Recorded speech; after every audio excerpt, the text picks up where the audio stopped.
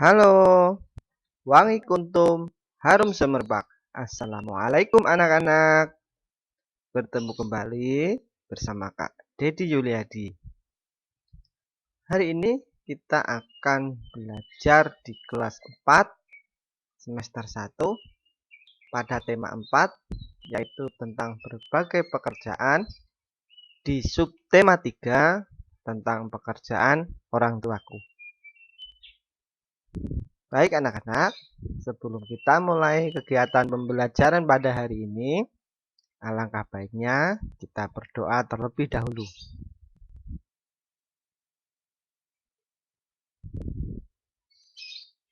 Ya, terima kasih anak-anak.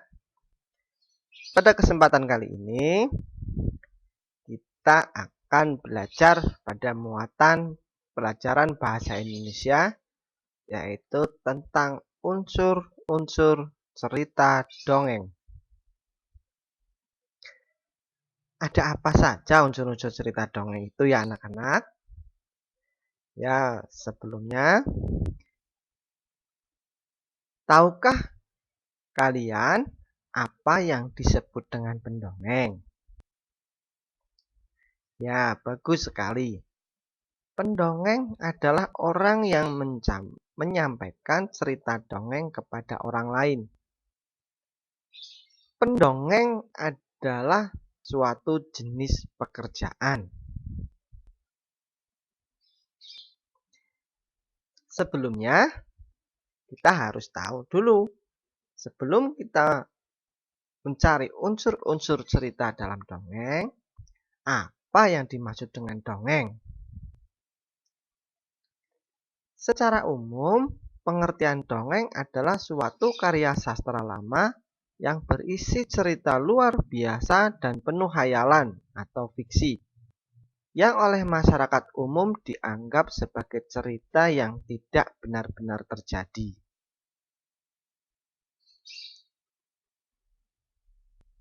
Dari pendapat lain, ada juga yang mengatakan bahwa dongeng adalah cerita tradisional yang diceritakan secara turun-temurun dari generasi ke generasi, di mana tujuannya untuk menghibur dan mengajarkan nilai-nilai moral.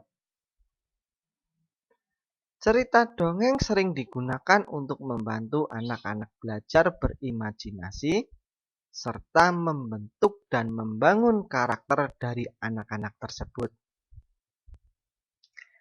Kita sering mengetahui ya, ada anak-anak yang mengidolakan atau memfavoritkan suatu tokoh dalam dongeng. Nah, selanjutnya kita akan belajar mengenai ciri-ciri dongeng terlebih dahulu. Apa saja ciri-ciri dongeng tersebut ya anak-anak? Dongeng memiliki karakteristik tersendiri yang membedakan dengan jenis karya sastra lainnya. Adapun ciri-ciri dongeng adalah sebagai berikut. Ciri-ciri yang pertama, cerita dalam dongeng memiliki alur yang sangat sederhana. Jadi, dalam dongeng biasa disajikan alur yang tidak rumit, tidak seperti cerita yang lain. Alur dalam cerita dongeng itu lebih sederhana. Ciri-ciri yang kedua dari cerita dongeng adalah cerita dongeng biasanya singkat dan bergerak cepat. Maksudnya adalah dalam cerita dongeng itu ceritanya biasanya tidak terlalu panjang lebar. Ciri-ciri berikut dari dongeng adalah karakter tokoh dalam cerita dongeng biasanya tidak disampaikan secara rinci. Jadi, karakter penokohan dalam dongeng itu mudah ditebak ya. Ciri-ciri berikut dari dongeng adalah dongeng biasanya disampaikan secara lisan sebagai hiburan atau cerita pengantar tidur. Ya, ciri-ciri dongeng ini, cerita dongeng itu hanya bersifat untuk menghibur.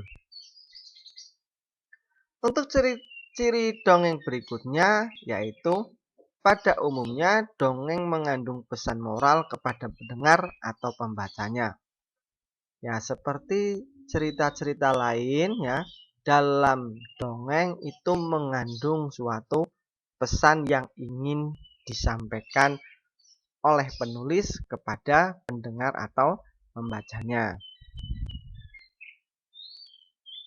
Baik, kita lanjut ke struktur dongeng. Jadi dalam cerita dongeng itu ada beberapa bagian. Secara umum, cerita dongeng terdiri dari 3 bagian penting. Apa saja 3 bagian penting itu ya anak-anak? Ya, bagus. Dari 3 bagian penting struktur dongeng, yang pertama adalah pendahuluan. Pendahuluan yaitu bagian pengantar dalam cerita dongeng. Bagian ini biasanya dibuat untuk menjelaskan secara ringkas isi cerita dongeng. Bagian yang kedua dari struktur cerita dongeng adalah isi atau peristiwa atau kejadian dalam cerita dongeng tersebut, yaitu bagian utama dan terpenting dari suatu dongeng, di mana isinya menceritakan setiap kejadian secara berurutan. Untuk bagian ketiga dari struktur dongeng adalah penutup. Penutup yaitu bagian akhir dari cerita dongeng yang biasanya berisi pesan moral dan kata penutup. Pesan moral adalah pesan yang ingin disampaikan oleh si pendongeng atau penulis dongeng kepada pembacanya. Selanjutnya ada unsur-unsur dalam dongeng. Ada apa saja unsur-unsur dalam dongeng anak-anak? Dalam unsur-unsur dongeng terdapat yang pertama ada tema. Tema merupakan sumber gagasan atau ide dalam cerita. Jadi tema adalah yang mendasari isi cerita dalam suatu dongeng. Yang kedua unsur dalam dongeng ada alur. Alur merupakan urutan peristiwa. Urutan peristiwa yang diceritakan dalam cerita dongeng. Unsur yang berikutnya dalam dongeng ada tokoh atau penokohan, yaitu pelaku yang ada di dalam cerita dongeng. Unsur berikut dalam unsur dongeng ada watak atau perwatakan. Watak adalah sifat dari para pelaku atau sifat dari tokoh-tokoh yang ada dalam cerita dongeng. Unsur berikut dalam cerita dongeng ada latar atau setting, yaitu tempat kejadian di mana cerita dongeng tersebut berlangsung. Yang terakhir dari unsur dalam dongeng ada amanat.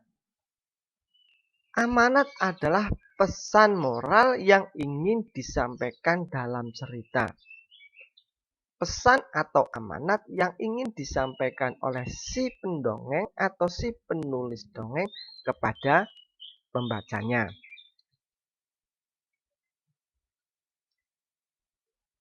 Ya, itu adalah unsur-unsur dalam cerita dongeng. Kita lanjut ya anak-anak. Jenis-jenis dongeng. Jadi, dalam cerita dongeng itu terdapat bermacam-macam jenisnya. Dari jenis-jenis dongeng yang pertama itu ada mite. Mite atau mitos adalah jenis dongeng yang menceritakan hal-hal yang berhubungan makhluk halus seperti jin, setan, atau dewa-dewi. Beberapa contoh jenis dongeng tentang mite yaitu dongeng tentang Nyi Roro Kidul, dongeng tentang Joko Tarub, dan lain sebagainya. Untuk jenis dongeng berikutnya ada sage. Apa itu sage? Ya, sage adalah jenis dongeng yang ceritanya mengisahkan sejarah tokoh tertentu yang memiliki keberanian, kepahlawanan, kesaktian, dan kebaikan. Contoh dari cerita sage adalah dongeng tentang Calon Arang, Ciung Wanara, Air Langga, dan lain sebagainya. Nah, untuk jenis dongeng yang berikutnya ada fabel. Apa itu fabel, anak-anak? Ya, bagus sekali. Fabel yaitu jenis dongeng yang menceritakan mengenai kehidupan hewan, di mana hewan-hewan tersebut dapat berperilaku seperti manusia. Jadi dalam fabel, penokohannya adalah hewan. Fabel merupakan salah satu jenis dongeng yang paling disukai anak-anak. Dari contoh fabel antara lain, ada cerita kancil dan buaya, semut dan belalang, ada juga kancil dan buaya, dan yang lain-lain.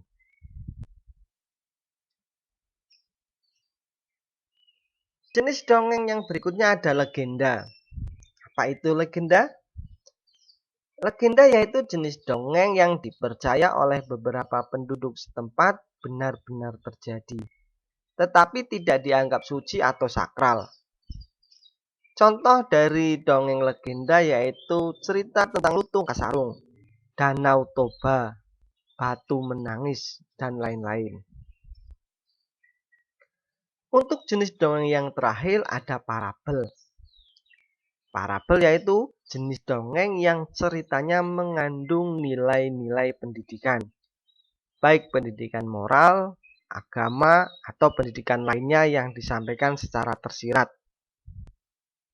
Contoh dari jenis dongeng parabel ada cerita tentang Malin Kundang. Ya, baik anak-anak. Sekarang kita akan belajar menilai cerita dalam dongeng. Di sini ada sebuah dongeng, nanti kita simak bersama-sama ya, yaitu cerita tentang tupai dan ikan gabus.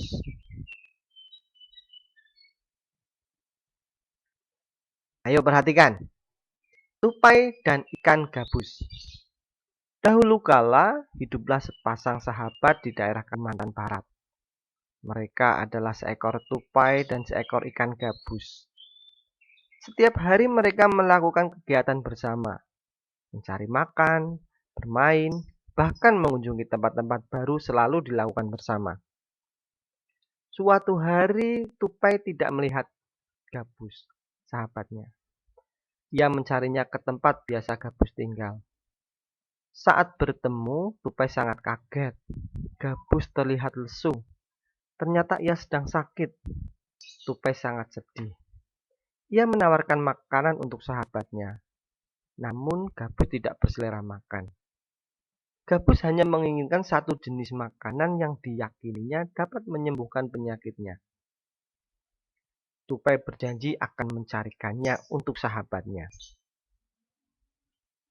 Setelah gabus menyampaikan obat penawar penyakitnya, tupai sangat kaget. Ia harus mencari hati ikan hiu. Ikan hiu itu sangat ganas. Tidak terpikir olehnya ia bisa mendapatkannya. Namun tupai bertekad untuk mendapatkannya. Ia ingin sahabatnya sembuh. Tupai kemudian melompat dari satu pohon kelapa ke pohon kelapa lainnya yang dekat dengan pantai.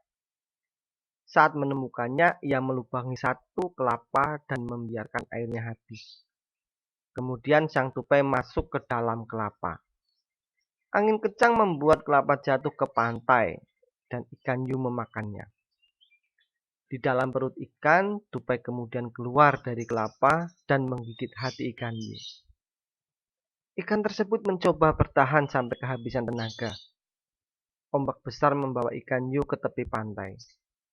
Saat itulah tupai keluar dari mulut ikan hiu dan membawa hati ikan kepada sahabatnya. Sampai di tempat ikan gabus, tupai kemudian memberikan hati ikan hiu untuk dimakannya. Beberapa hari kemudian, tupai melihat sahabatnya segar kembali. Betapa senangnya tupai melihat ikan gabus sehat seperti sedia kala. Nah, itu tadi sedikit cerita dongeng tentang tupai dan ikan gabus. Yo, sekarang kita belajar menilai dongeng tersebut. Termasuk ke dalam jenis cerita apa dongeng tupai dan ikan gabus? Ayo. Yang kedua, berdasarkan cerita tupai dan ikan gabus, temukan unsur-unsur cerita yang ada pada dongeng tersebut.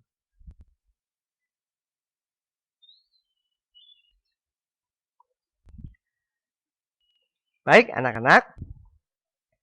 Untuk pembelajaran pada hari ini, kita cukupkan sekian dulu ya. Terima kasih. Wassalamualaikum warahmatullahi wabarakatuh.